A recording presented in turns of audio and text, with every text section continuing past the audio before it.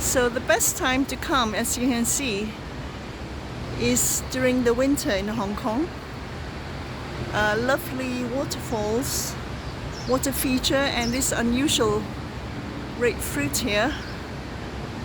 So a slow walk if you're not fit enough, but if you are super fit, you can go jogging or a power walk all around the park.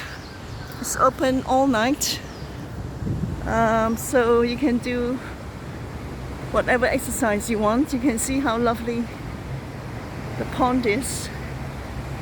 So a nice break for people staying in the hotels. And there's a nice little cafe restaurant there, Fishes.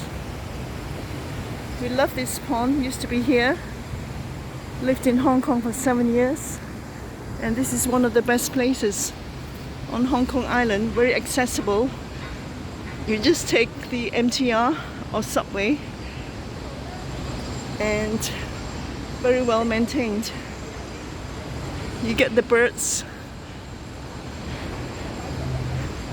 but winter is the best time.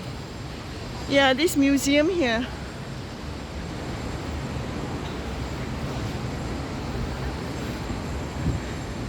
So let me see. They do have some hill slope maintenance because it's important. Hong Kong is built on a mountain slope. Oh, so the restaurant, no outdoor at the moment. And this is the heritage monument. I can't remember what it's for. Let me check.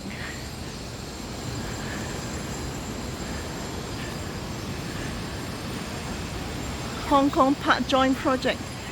Yeah. Sir David Wilson, 1991. Sponsored by the Royal Hong Kong Jockey Club, of course, horse racing. So the Jockey Club is one of those rich companies. So this is a map of Hong Kong Park.